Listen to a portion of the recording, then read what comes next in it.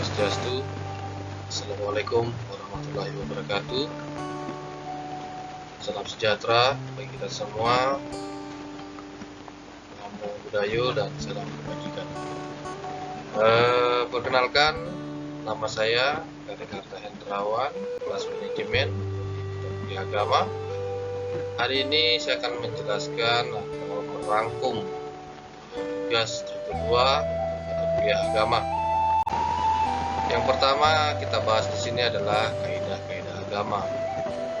Belakangan ini banyak sekali orang-orang yang tidak bisa mengenali agama yang diyakininya, sehingga tidak bisa mengenali prinsip kaidah agama yang diyakininya. Hal tersebut diharapkan tidak terjadi secara terus-menerus, karena suatu agama itu adalah atau bagaikan rumah yang dapat melindungi kita dari gangguan-gangguan yang berasal dari luar diri kita. Begitu juga dengan prinsip kaidah agama yang dapat menjadikan kita menjadi lebih baik dan melindungi kita dari gangguan-gangguan yang dapat memproyekkan keimanan atau kepercayaan kita. Prinsip kaidah agama itu berisi tentang falsafah atau ajaran-ajaran agama dan juga fungsi secara atau cara menjalani hidup berdasarkan filsafat agama. Ada beberapa filsafat secara khusus di bangsa ini, antara lain bangsa Indonesia terletak di tengah-tengah dinamika proses modernisasi yang meliputi banyak mahasiswa dan hanya untuk sebagian dapat dikemudikan melalui kebijakan pembangunan. Filsafat merupakan sarana yang baik untuk menggali kembali kekayaan kebudayaan, tradisi-tradisi, dan filsafat Indonesia serta untuk mengaktualisasikan bagi Indonesia modern yang sedang kita bangun. Yang selanjutnya, sebagai kritik ideologi, filsafat juga membangun kesanggupan untuk mendeteksi dan membuka kedok-kedok ideologis berbagai bentuk ketidakadilan sosial dan pelanggaran-pelanggaran terhadap martabat dan hak-hak asasi manusia yang masih terjadi. Filsafat juga merupakan dasar yang paling luas untuk berpartisipasi secara kritis dalam kehidupan intelektual bangsa dan pada umumnya dan pada khususnya juga pada lingkungan universitas dan lingkungan akademis.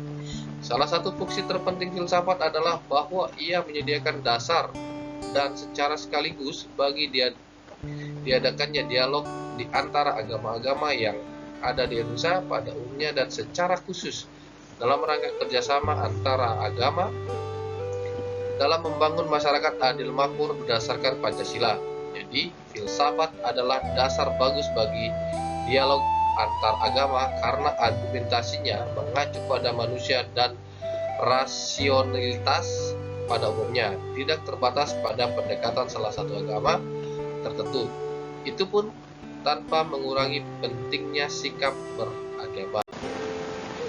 Fungsi filsafat pada umumnya dapat dikatakan bahwa studi filsafat semakin menjadikan orang mampu untuk menangani pertanyaan mendasar manusia yang tidak terletak dalam wewenang metode ilmu-ilmu khusus. Pertama, secara sistematis, artinya filsafat menawarkan metode-metode mutakhir untuk menangani masalah-masalah mendalam manusia tentang hakikat kebenaran dan pengetahuan, baik biasa maupun ilmiah, tentang tanggung jawab dan keadilan, dan sebagainya. Di situ orang belajar untuk mendalami, menanggapi, serta belajar dari jawaban-jawaban yang sampai sekarang ditawarkan oleh para pemikir dan filosof terkemuka terhadap pertanyaan-pertanyaan tersebut. Cara beragama. Cara beragama terdiri dari tradisional, yaitu cara beragama berdasar tradisi. Cara ini mengikuti cara beragama nenek moyang atau leluhur atau orang-orang dari angkatan sebelumnya. Pemeluk cara agama tradisional pada umumnya kuat dalam beragama, sulit menerima hal-hal keagamaan yang baru atau pembaharuan, dan tidak berminat bertukar agama.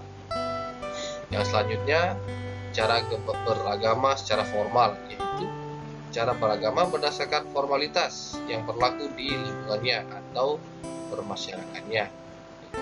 Cara ini biasanya mengikuti cara beragama orang yang berkedudukan tinggi ataupun punya pengaruh. Yang selanjutnya, rasional, yaitu cara beragama berdasarkan penggunaan rasio sebiasanya. Untuk itu, mereka selalu berusaha memahami dan menghayati ajaran agamanya dengan pengetahuan, ilmu, dan pengalamannya. Yang selanjutnya, metode pendahuluan, yaitu cara beragama berdasarkan pengguna akal dan hati atau perasaan di bawah wahyu. Untuk itu, mereka selalu berusaha memahami dan menghayati ajaran agamanya dengan ilmu pengalaman dan penyebaran atau dakwah. Oke, yang selanjutnya adalah filsafat ketuhanan dan prinsip agama. Fungsi agama bagi kehidupan. Agama adalah satu fenomena yang selalu hadir dalam sejarah umat manusia.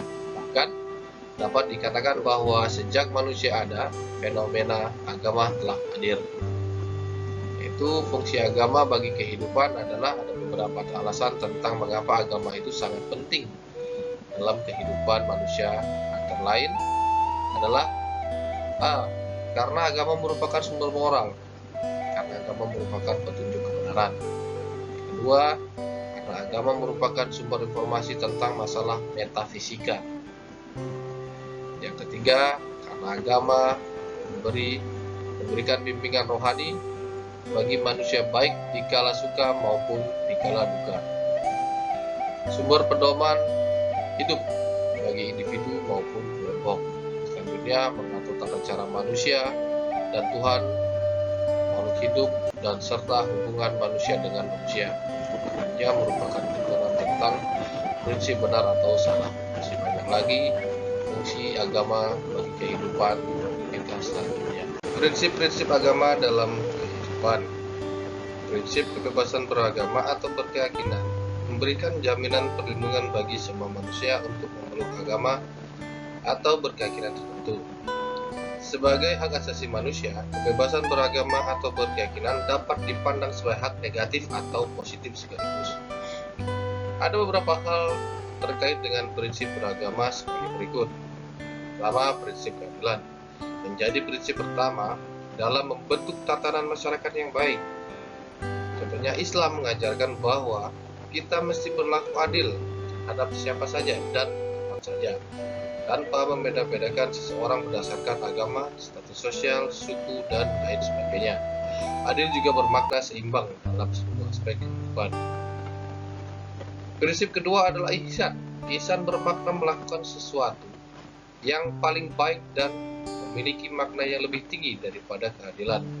Misalnya, ketika kita tampar seorang sebanyak satu kali, maka kita diizinkan untuk membalas tamparan tersebut sebanyak satu kali juga, dan itu bermakna adil.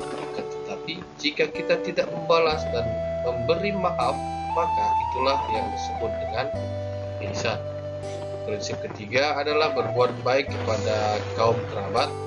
Tujuan terdekat manusia diciptakan di muka bumi adalah untuk berbuat baik kepada manusia yang lain, dan dengan itu tatanan masyarakat akan menjadi lebih baik. Yang selanjutnya, sumber ajaran agama. Sumber ajaran agama tentu saja mengacu pada kaidah agama yang kita anut atau kita yakini secara pribadi, yang tentunya menimbulkan makna yang berbeda, namun tetap pada prinsip demokrasi dan kebebasan beragama. Yang selanjutnya di sini kita bahas tentang tesis manusia. Yang pertama adalah intelektus. Manusia sebagai makhluk yang berdiri tegak lurus. Karena itu kemampuannya tegak lurus ketika berdiri dan tegak berdirinya dalam menghadapi kehidupan secara menitik beratkan pada unsur vegetatif manusia. Yang kedua, homo religius. Manusia adalah makhluk Tuhan yang dapat mencapai pemenuhan dirinya dalam kehidupan religiusitas. Yang ketiga, homo homini lupus. Manusia adalah serigala bagi manusia yang lain. Yang kuat akan memiliki hak lebih besar daripada yang lemah. Oke, selanjutnya kita bahas di sini adalah fase perjalanan manusia.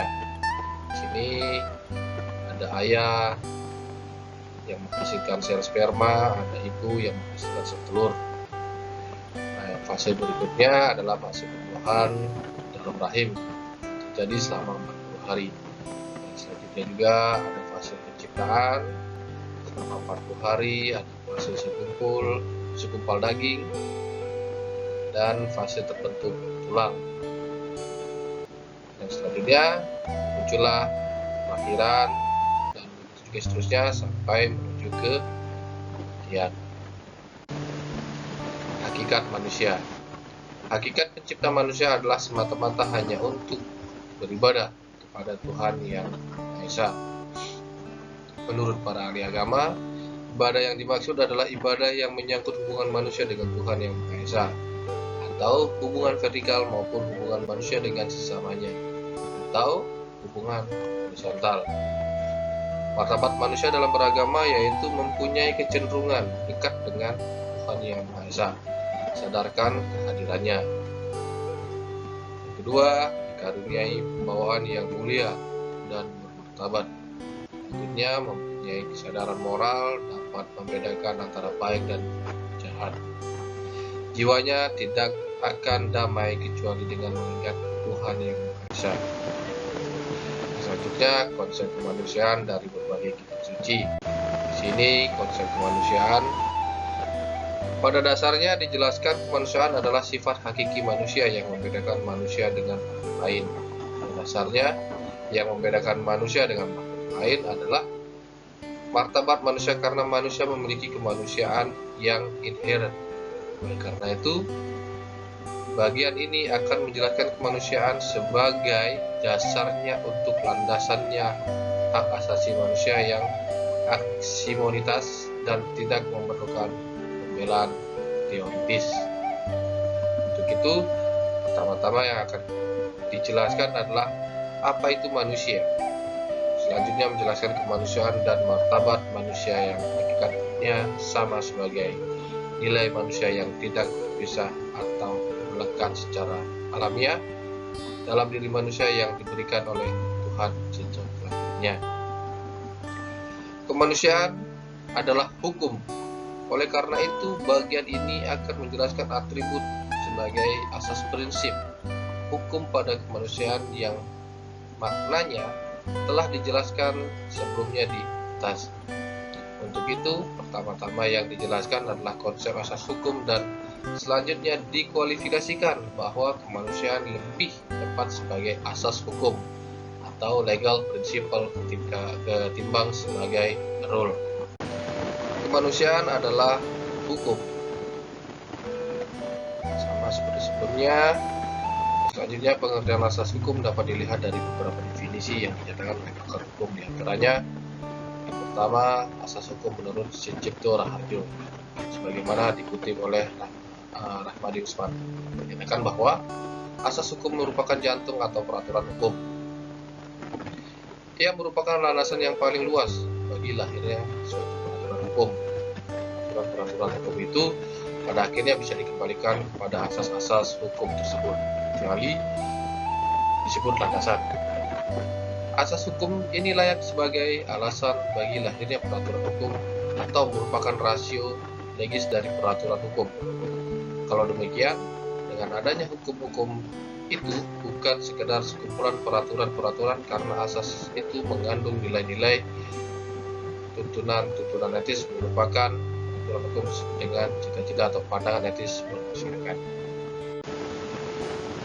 Yang selanjutnya, menurut Ruslan Saleh, sebagaimana dikutip oleh Rahmadi Usman, yang mengutip kata-kata Paul Scotland mengartikan bahwa asas-asas hukum sebagai pikiran dasar yang sebagai aturan bersifat umum menjadi fundamen dari suatu sistem hukum. Selanjutnya, Bill Freud, sebagaimana dikutip oleh Sudikno Mertokusumo, menyatakan bahwa asas hukum umum adalah norma dasar yang dijabarkan dari hukum positif dan yang oleh ilmu hukum, tidak dianggap berasal dari aturan-aturan yang lebih umum. Asas hukum itu merupakan pengendapan hukum positif dalam suatu masyarakat. Yang selanjutnya, menurut Van Ekma Ilomes, sebagaimana dikutip oleh Sudikmo Martokusumo, asas hukum ini tidak boleh dianggap sebagai norma-norma konkret, tetapi perlu dipandang sebagai dasar-dasar umum atau petunjuk-petunjuk bagi hukum yang berlaku. Pembentukan hukum praktis perlu berorientasi pada asas-asas hukum tersebut. Dengan kata lain, asas hukum ialah dasar-dasar atau petunjuk arah dalam pembentukan hukum positif. Asas hukum atau prinsip hukum yang ditafsirkan beberapa ahli di atas menekankan bahwa asas hukum bukanlah peraturan hukum konkret.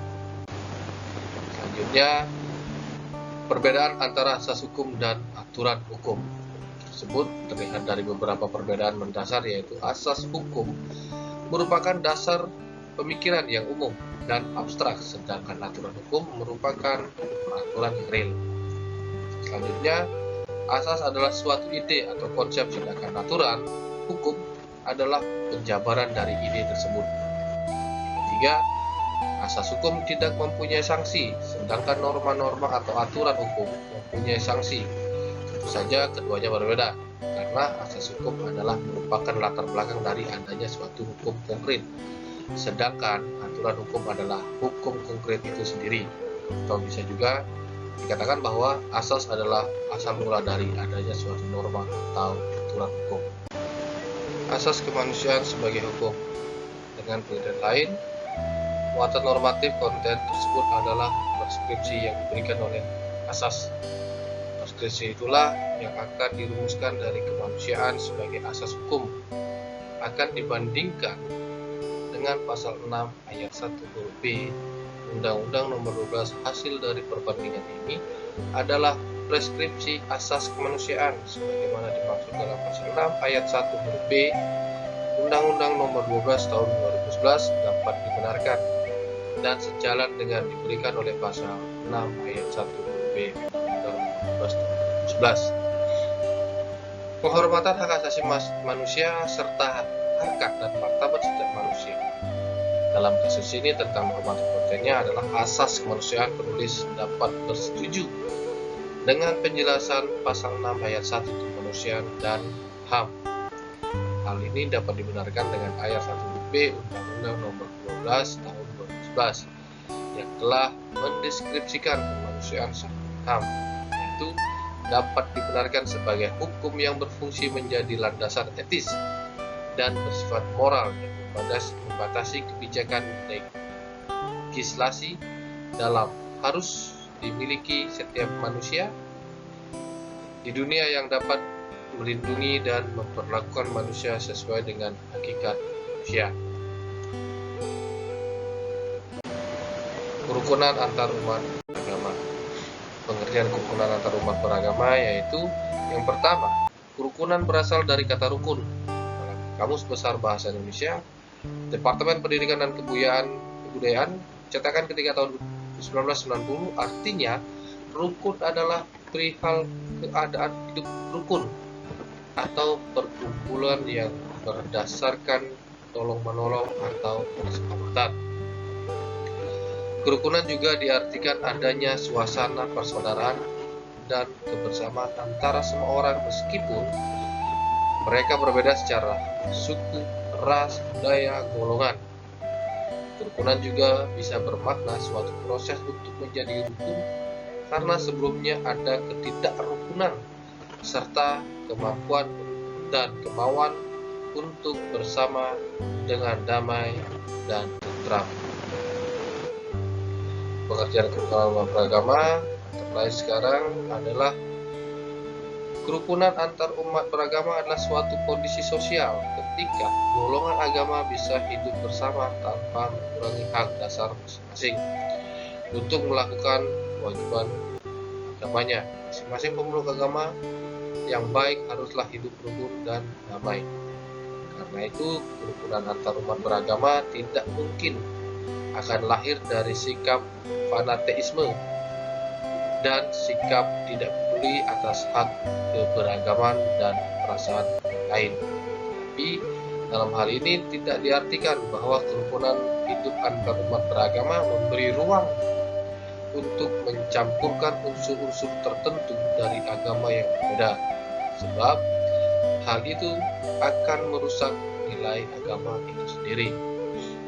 Dalam menciptakan kerukunan antar umat beragama dapat dilakukan dengan cara-cara sebagai berikut. Pertama, saling merasa menghargai dan toleransi antar umat beragama, tidak memaksakan seseorang untuk memeluk agama tertentu, melaksanakan ibadah dengan agamanya. Dari pengertian kerukunan umat beragama adalah hubungan sesama umat beragama yang dilandasi toleransi, saling mengerti, saling menghargai sama lain tanpa terjadinya bentrok atau konflik agama. Maka pemerintah juga berupaya untuk mewujudkan agama-agama kerukunan hidup beragama dapat berjalan secara harmonis, sehingga bangsa ini dapat melangsungkan kehidupan dengan baik. Adapun tujuan kerukunan hidup beragama diantaranya adalah: 1. Untuk meningkatkan keimanan dan ketakwaan beragama masing-masing pemeluk agama. Yang kedua, untuk mewujudkan stabilitas nasional yang mantap. Dengan terjadinya kerukunan hidup beragama, maka secara praktis ketegangan-ketegangan yang ditimbulkan akibat perbedaan pemahaman yang berpangkal pada keyakinan keagamaan dapat dihindari. Dan selanjutnya, menunjang dan mensukseskan pembangunan di tahun ke tahun. Pemerintah senantiasa berusaha untuk melaksanakan dan mensukseskan pembangunan dari segala bidang. Usaha pembangunan akan sukses apabila didukung dan ditopang oleh segenap lapisan masyarakat. Sedangkan apabila umat beragama selalu bertikai, saling mencurigai, tentu tidak dapat mengerahkan kegiatan untuk mendukung serta membantu pembangunan. Selanjutnya, memelihara dan mempererat rasa persaudaraan. Rasa kebersamaan dan kebangsaan akan terpelihara dan terbina dengan baik bila kepentingan pribadi atau golongan dapat dikurangi. Selanjutnya, konsep dasar sumber-sumber hukum dan sumber hukum. Hukum menurut John Austin adalah peraturan yang diadakan untuk memberikan bimbingan kepada makhluk yang berakal oleh makhluk yang berakal yang berkuasa atasnya. Sedangkan menurut Utrecht, hukum adalah himpunan petunjuk hidup, baik perintah atau larangan, yang mengatur tata tertib dalam suatu masyarakat yang seharusnya ditaati oleh anggota masyarakat, dan jika dilanggar dapat menimbulkan tindakan dari pihak pemerintah dari masyarakat itu. Selanjutnya, sumber hukum. Dalam buku pengantar ilmu hukum oleh Tammy Rusli, secara umum sumber hukum adalah segala sesuatu yang telah menimbulkan aturan-aturan yang mempunyai kekuatan yang bersifat memaksa. Artinya, jika dilanggar akan mengakibatkan sanksi tegas dan nyata. Sementara menurut Rahman Syamsuddin, dalam buku pengantar hukum Indonesia, sumber hukum dapat diartikan sebagai bahan-bahan yang digunakan sebagai dasar oleh pengadilan dalam memutuskan perkara. Untuk itu, pengertian hukum adalah sesuatu yang berisi tentang aturan-aturan baik perintah atau larangan dan memiliki kekuatan, sehingga apabila dilanggar akan mengakibatkan sebuah sanksi yang tegas dan nyata. Begitu juga dalam kehidupan. Sebagai manusia, hukum tidak akan pernah luput dari kita. Selain itu, hukum sangat erat kaitannya dengan sumber hukum. Sumber hukum adalah suatu acuan untuk kita menaati hukum. Contohnya, sebagai seorang yang beragama, untuk mentaati hukum itu sendiri, kita perlu mengacu kepada sumber-sumber hukum suatu tersebut. Sumber hukum agama Islam. Yang pertama di sini sumbernya adalah Al-Quran. Al-Quran berisi wahyu-wahyu dari Allah Subhanahu wa Ta'ala yang diturunkan secara berangsur-angsur kepada Nabi Muhammad melalui malaikat Jibril. Yang kedua, hadis. Hadis merupakan segala tingkah laku Nabi Muhammad baik berupa perkataan, perbuatan, maupun ketetapan atau takrir. Hadis juga merupakan sumber hukum Islam. Yang kedua, setelah Al-Quran, Allah Subhanahu wa Ta'ala telah mewajibkan untuk mentaati hukum-hukum dan peraturan dan perbuatan-perbuatan yang disampaikan oleh Nabi Muhammad dalam hadisnya. Yang kedua, ijtihad. Ijtihad ialah berusaha dengan sungguh-sungguh untuk memecahkan suatu masalah yang tidak ada ketetapannya, baik di dalam Al-Quran maupun hadis, dengan menggunakan akal pikiran yang sehat dan jernih, serta berpedoman pada cara-cara menetapkan hukum-hukum telah ditentukan. Selanjutnya, sumber hukum agama Katolik. Di sini, agama Katolik memiliki sumber hukum sebagaimana agama lain.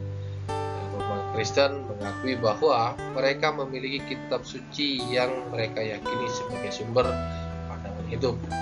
Kitab suci agama Kristen adalah kitab Injil atau Bible, yang juga bisa dinamakan Alkitab, terdiri dari Perjanjian Lama dan Perjanjian Baru. Dalam agama Katolik, sumber keimanan dibagi menjadi 3 sebagai berikut, yaitu kitab suci, magistrum, gereja, dan tradisi suci. Sumber hukum agama Katolik. Sumber hukum agama Kristen Protestan yaitu kitab suci. Kitab suci Protestan di sini sama dengan kitab suci Kristen Katolik, yakni Alkitab, dengan penyebutan nama Injil yang diambil dari Perjanjian Baru. Namun perbedaannya dalam Alkitab suci Protestan, dalam Perjanjian Lama ada 39 bab, sedangkan di Katolik ada 45 bab. Di dalam Perjanjian Baru, dalam Protestan dan Katolik ada 27 bab. Injil adalah nama kitab yang ada di dalam Perjanjian Baru. Isi dari Perjanjian Lama dan Baru tidak ada perbedaannya.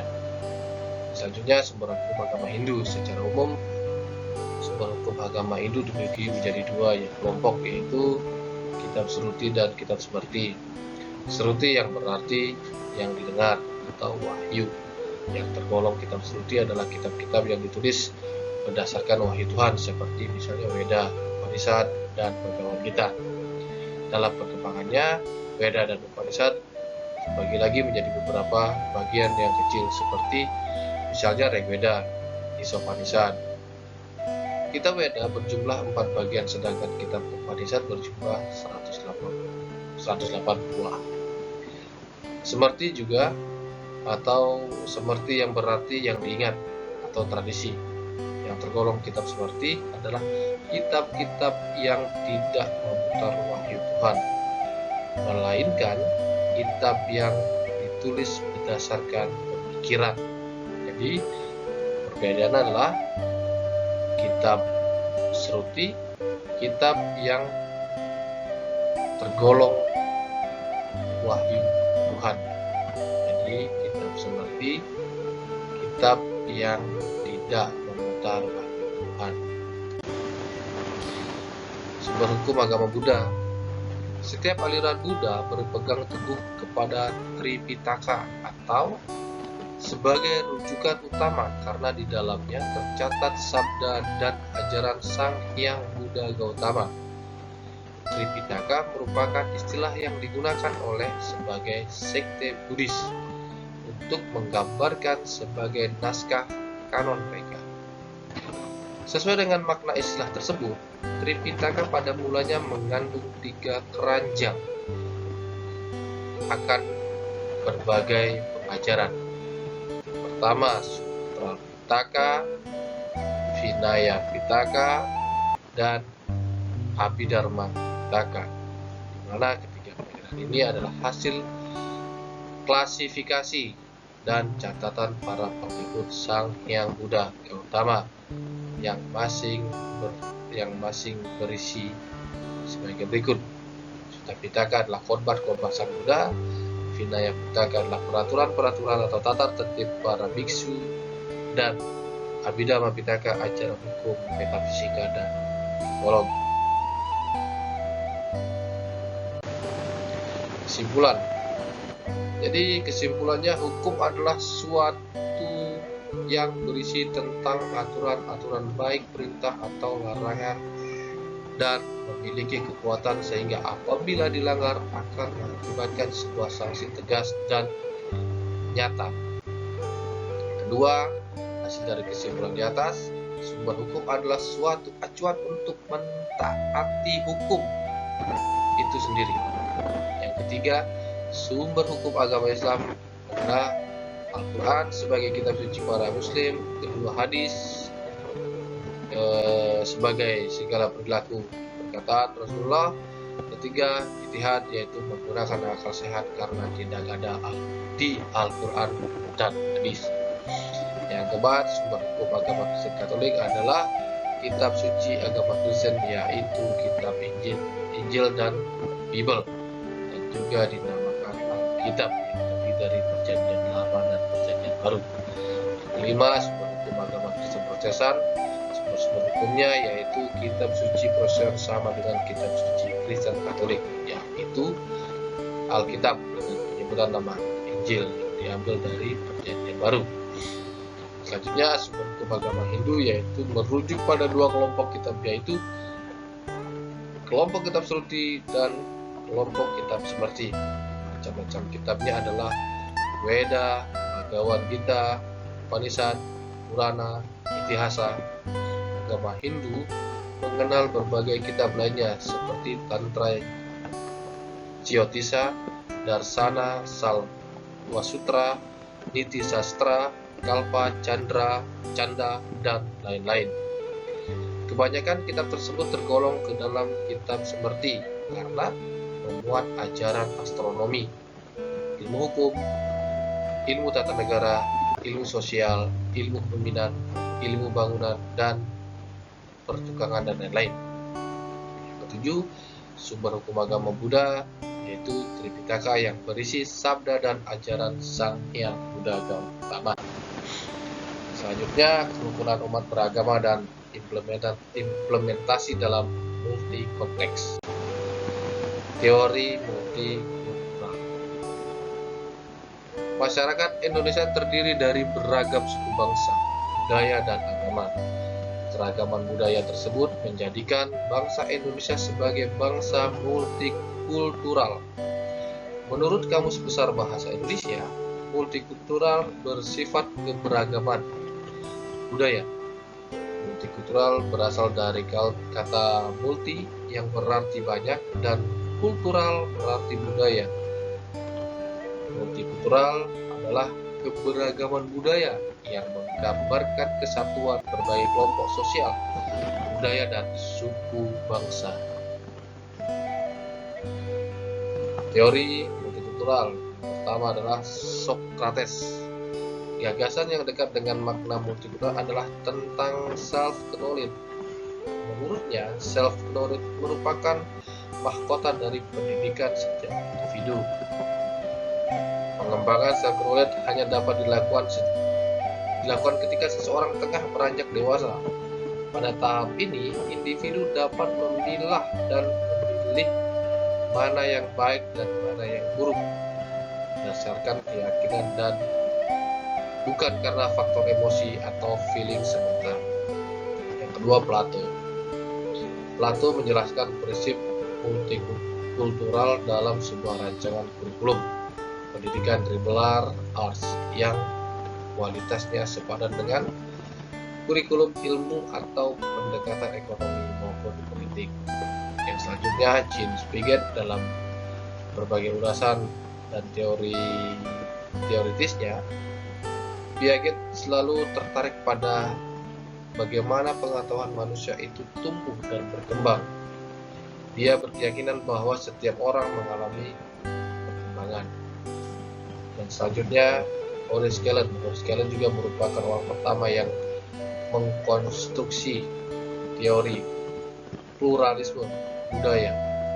Menurutnya, jika berbagai kebudayaan yang beragama atau perbedaan yang bervariasi itu dibiarkan hidup dan berkembang dalam suatu bangsa, maka upaya arah persatuan nasional telah dilakukan. Selanjutnya di sini adalah James Banks. yang dikenal sebagai penulis pendidikan multikultural. Sebagai pendidikan adalah mengajarkan secara berpikir dan bukan mengajarkan apa yang dipikir. Selanjutnya, beragama secara bahasa. Menurut Kamus Besar Bahasa Indonesia atau KBBI, beragama berarti menganut atau memeluk agama. Selanjutnya, beragama berarti beribadat, taat kepada agama, baik kehidupannya. Selanjutnya, beragama bisa berarti sangat memuja-muja, gemar sekali pada atau mementingkannya. Secara istilah, beragama itu menebar damai, menebar kasih sayang, kapanpun, dimanapun, dan kepada siapapun. Beragama bukan untuk menyeragamkan keberagaman, tetapi untuk menyikapi keberagaman dengan penuh kearifan. Agama hadir di tengah-tengah kita agar harkat, derajat, dan martabat kemanusiaan senantiasa terjamin dan terlindungi. Nah, dalam konteks keindonesiaan, sebagaimana sudah sama-sama kita ketahui bahwa bangsa Indonesia adalah terdiri dari beberapa etnis atau beragam etnis, bahasa, budaya, dan agama. Dari keberagaman ini tidak menutup kemungkinan muncul konflik dan gesekan kepentingan. Dalam konteks inilah diperlukan suasana hidup rukun dan toleran. Upaya yang dilakukan baik melalui kebijakan pemerintah maupun berbagai elemen masyarakat tentu terus dilakukan. Sudah puluhan tahun bangsa ini melakukan upaya agar masyarakat yang beragama ini hidup rukun, memahami dan mengaplikasikan kemandirian dan kesolehan secara sosial dalam kehidupan masyarakat. Kesolehan sosial yaitu menunjuk pada perilaku orang yang sangat peduli dengan nilai-nilai agama, yang bersifat sosial, bersikap santun pada orang lain, bersikap suka menolong, sangat konsen terhadap masalah-masalah umat, memperhatikan atau menghargai hak sesama, mampu berpikir berdasarkan perspektif orang lain, dan mampu merasakan apa yang dirasakan oleh orang lain. Kemandirian sosial merupakan kemandirian yang salah satu tujuannya yaitu hendak dicapai oleh setiap proses hukum. Meski manusia terlahir membutuhkan orang lain untuk memenuhi kebutuhannya, seiring dengan berjalannya waktu dan tugas perkembangan, seorang remaja akan perlahan melepaskan diri dari beberapa ketergantungan seperti orang tua, belajar untuk mandiri. Steinberg dalam buku Adolescence 2002 menyebutkan pengertian kemandirian adalah kemampuan remaja dalam berpikir, merasakan, dan membuat keputusan secara pribadi berdasarkan diri sendiri dibandingkan mengikuti apa yang orang lain percayai. Nah, kemandirian sering juga disejajarkan dengan kata independen, meskipun sebenarnya ada perbedaan tipis dengan otonomi. Dalam Kamus Besar Bahasa Indonesia, kemandirian diartikan dengan hal keadaan seseorang dapat berdiri sendiri dan tidak tergantung kepada orang lain. Artinya ada kesiapan dari individu sendiri. Kemandirian sosial dalam kehidupan masyarakat.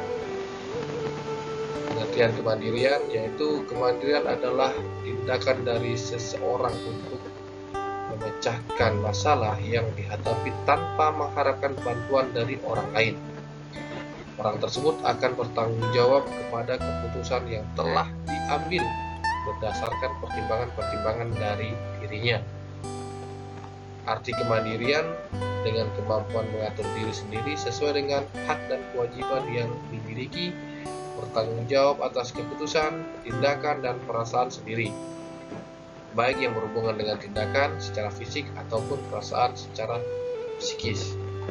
Nah, di sini kemandirian adalah keadaan seorang dalam kehidupan mampu memutuskan atau mengajarkan sesuatu tanpa bantuan orang lain. Kemandirian muncul dari dan berfungsi ketika siswa menemukan diri pada posisi yang menuntut suatu tingkat kepercayaan diri.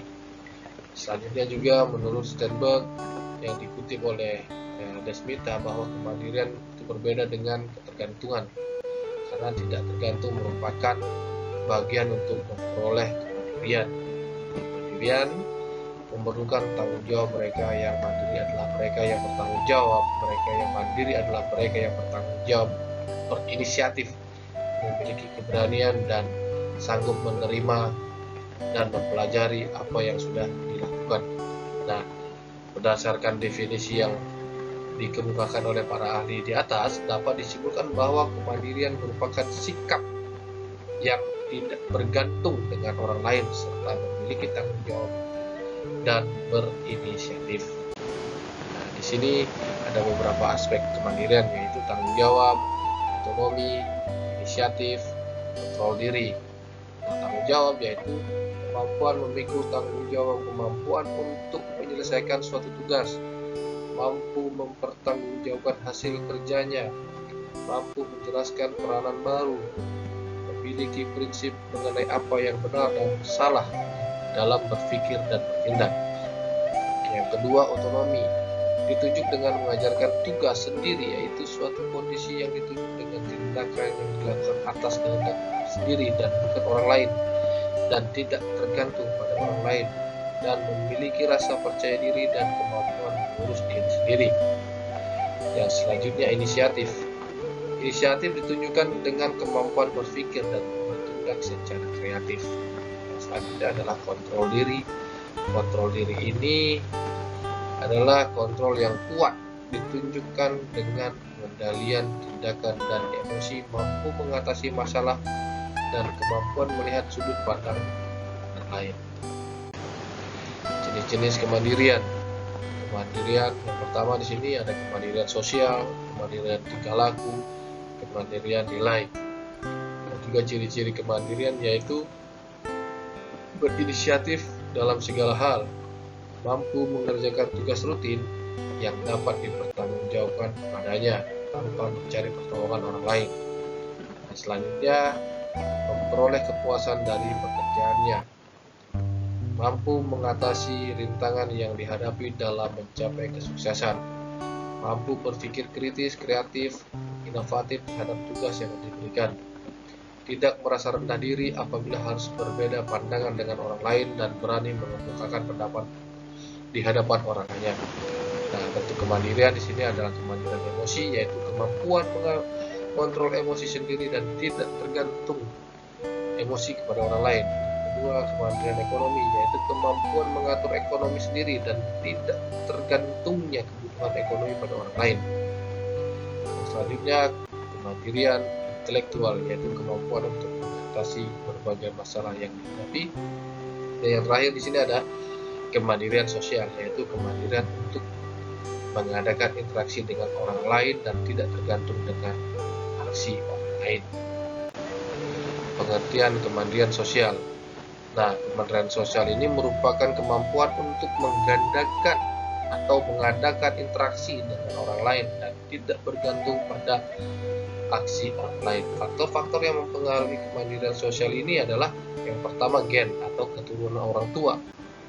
Orang tua yang memiliki sifat kemandirian yang tinggi seringkali menemukan anak yang memiliki kemandirian juga. Namun, faktor keturunan ini masih menjadi perdebatan karena yang berpendapat bahwa sesungguhnya bukan sifat kemandirian orang tuanya itu menurut pada anaknya, melainkan sifat orang tuanya muncul berdasarkan cara orang tua mendidiknya. Yang kedua di sini adalah pola asuh orang tua. Cara orang tua mengasuh anaknya akan mempengaruhi perkembangan kemandirian anak nanti di saat remaja. Orang tua yang terlalu banyak melarang atau mengeluarkan kata-kata jangan kepada anak tanpa disertai dengan penjelasan yang rasional akan menghambat perkembangan kemandirian anak. Sebaliknya, orang tua yang menciptakan suasana aman dalam interaksi keluarganya akan dapat mendorong kelancaran perkembangan berpikir si anak. Yang ketiga, ada sistem pendidikan. Di sekolah, proses pendidikan di sekolah yang dapat mengembangkan demokratis dan cenderung menekankan indoktrinasi tanpa argumentasi akan menghambat kemandirian remaja. Demikian juga proses pendidikan yang banyak menekankan pentingnya perasaan sanksi dan hukum atau punishment juga dapat menghambat perkembangan kemandirian remaja. Yang keempat, ada sistem kehidupan di masyarakat kehidupan bermasyarakat sangat mempengaruhi kemandirian sosial bagi orang tersebut atau remaja tersebut. Nah, manfaat memiliki kemandirian sosial adalah yang pertama, manfaat memiliki kemandirian terdiri dari mengasah multiple inteligensi, mempertajam analisa, memupuk tanggung jawab, mengembangkan daya tahan mental, meningkatkan keterampilan memecahkan masalah, mengambil keputusan, berpikir kreatif, berpikir kritis, percaya diri yang kuat, menjadi pembelajaran bagi dirinya sendiri. Beberapa kiat untuk menjadi pribadi yang memiliki kemandirian antara lain berusaha melakukan sesuatu diri sendiri, tidak meminta pertolongan kepada orang lain jika masalah tersebut masih bisa kita lakukan sendiri. Yang ketiga, belajar mengambil keputusan sendiri tanpa pengaruh orang lain. Oke, demikianlah sedikit presentasi atau rangkuman dari mata pelajaran atau mata kuliah agama yang bisa saya sampaikan. Atas perhatian dan permaklumannya saya ucapkan terima kasih. Assalamualaikum warahmatullahi wabarakatuh. Om Santi Santi Santi Santi.